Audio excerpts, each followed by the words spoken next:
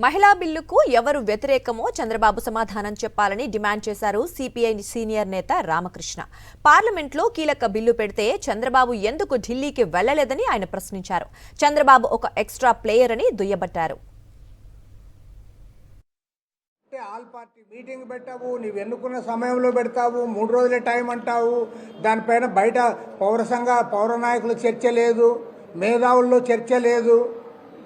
అంటే నీవు ఏదనుకుంటే అది చేయాలనే తప్పితే మరొకటి కానే కాదు.